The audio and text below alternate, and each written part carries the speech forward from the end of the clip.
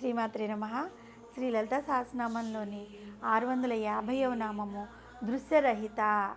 ఈ నామానికి అర్థం ఏంటి అంటే దృశ్య రూపము లేనిది లేదా చూచుటకు వీలు కానిది. అంటే మనం గత నామంలో చెప్పుకున్నాం అదృశ్య అంటే మనకి అమ్మవారి కనిపించదు అని. ఏ విధంగా కనిపించదు?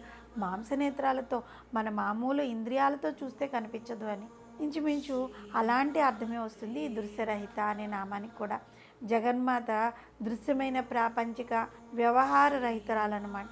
ఎందుకంటే ఆమె ఈ ప్రాపంచిక భావనలతో సంబంధం లేదు కదా, అందుకని విషయరహితమైన సంజ్ఞానం కలది. పారమార్థిక భావనలకు మాత్రమే అమ్మవారు అందుతుంది.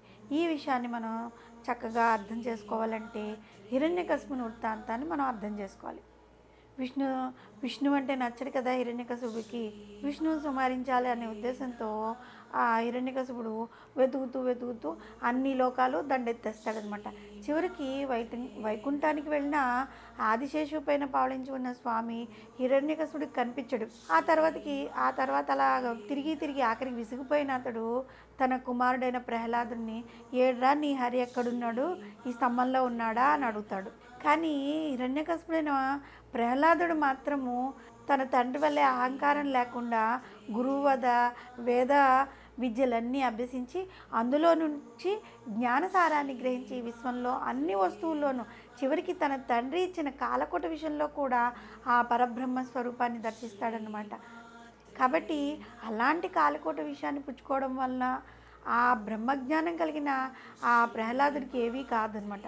నిర్గుణ నిరాకార స్వరూపమైన పరమాత్మను ఆ కాలకోట విషయంలో కూడా దర్శిస్తాడు ప్రహ్లాదుడు. ఇక్కడ మనం గ్రహించవలసింది ఏంటి అంటే జగన్మాతను గ్రహించడానికి మనకు కావాల్సింది అపరిమితమైన విశ్వాసము, నమ్మకము, ఆ తల్లిని గురించిన జ్ఞానం కావాలి. ఇప్పుడు ఇంకా దృశ్యరహిత అనే నామము చూడబడనిది, చూచుటకు వీలు కానిది అని అర్థం చెప్పుకున్నాం కదా. కోణములో నుండి మనం కనుక ఆలోచిస్తే జగన్మాత తన యొక్క ఈ సృష్టి అంతా ఒక క్రీడా విలాసం కొరకు అనేకమైన బ్రహ్మాండాలను సృష్టించిందని, తన క్రీడా విలాసం పూర్తయిన తర్వాత ఆ బ్రహ్మాండాలన్నీ తిరిగి తనలో స్వర్ణ గర్భంలో దాచి ఉంచుతుందని మనం ముందు నామాల్లో తెలుసుకున్నాం కదా.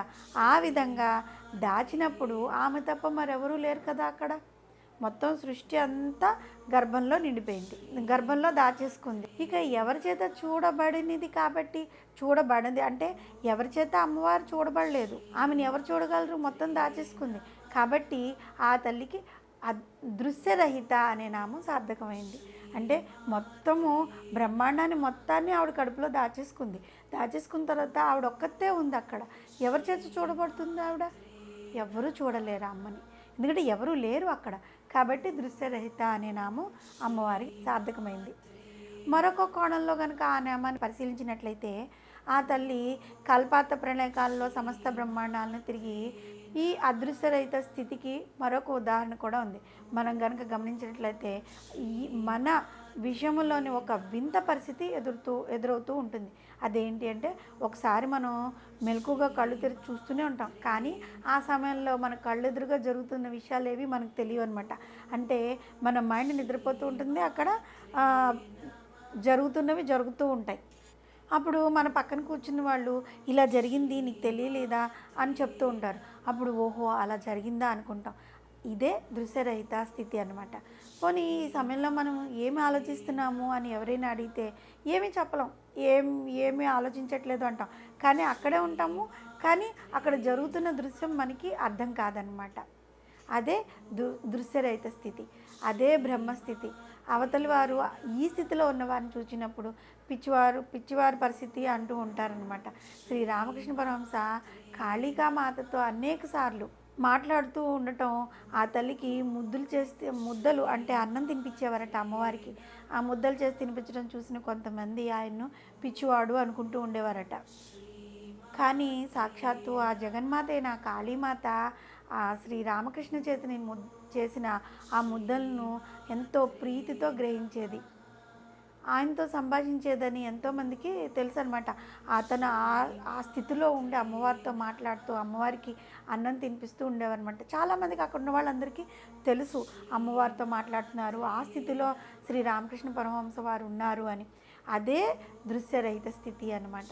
ఆ దృశ్యరహిత స్థితి అంటే కేవలం కంటికి కనిపించనిది అని మాత్రమే అర్థం కాదు, వేరే ఏ ఇంద్రియాల చేత కూడా గ్రహింపబడినది. ఇప్పుడు మనం ఇంతాక చెప్పుకున్నట్లుగా మన పక్కన వారు ఏదో మాట్లాడుతుంటారు, మనం చూస్తూ ఉంటాము, కానీ మన మైండ్లోకి ఒక్క ముక్క కూడా అర్థం కాదన్నమాట. కళ్ళు చూస్తాయి, వింటున్నట్టే కనబడతాము, కానీ మనం ఏది వినిపించుకోము, మనకి అది అర్థం కాదు. దీన్నే దృశ్యరహిత స్థితి అంటారు. విశ్వంలో వీస్తున్న వాయువు మన కంటికి కనిపిస్తుందా? కనిపించదు కదా, కానీ గాలి ఉంది. ఏ విధంగా మనకు తెలుస్తుంది?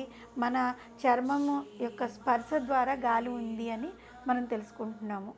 అదేవిధంగా మన ఎదురుగా వినిపిస్తున్న శబ్దాన్ని కూడా మనం చూడలేం, కానీ ఈ చెవి ద్వారా ఆ శబ్దాన్ని మనం గ్రహిస్తాం. కాబట్టి శబ్దం ఉంది అని గ్రహిస్తాం.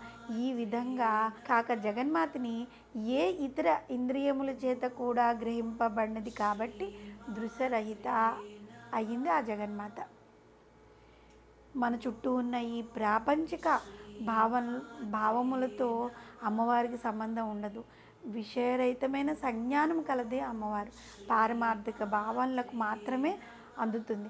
కేవలం కన్నులకే కాకుండా మరి ఏ ఇతర ఇంద్రియాల చేత కూడా అమ్మవారు గ్రహింపబడదు. కేవలం మన యొక్క జ్ఞానచక్షువులతో మాత్రమే మనం అమ్మవారిని చూడగలుగుతాం. అలాంటి అమ్మవారిని దృశ్యరహిత అనే నామంతో ప్రార్థిస్తూ ఉంటే, మనం ఈ నామంలో చెప్పుకున్నాం కదా, ఆ ప్రళయకాలంలో అమ్మవారు మొత్తం బ్రహ్మాండాన్ని తన కడుపులో దాచుకుంటుంది అని. అప్పుడు ఎవరి చేత చూడబడినటువంటిది దృశ్యరహిత అయ్యింది. అంతేకాకుండా ఈ మామూలు ఇంద్రియాలతో మనం అమ్మవారిని చూడలేము, జ్ఞానంతో మాత్రమే అమ్మవారిని చూడగలుగుతాము అని. అలాంటి జ్ఞానాన్ని మనం సంపాదించాలి. మనకి అలాంటి జ్ఞానం కలిగిన నాడు అమ్మవారు మనకి కనబడుతుంది. ఇంకా అలాంటి జ్ఞానం పొందినాడు అమ్మే మన లోకం అవుతుంది, సర్వస్వం అమ్మే అవుతుంది. అలాంటి అమ్మవారిని మనం చూద్దాము. శ్రీమాత్రే నమః.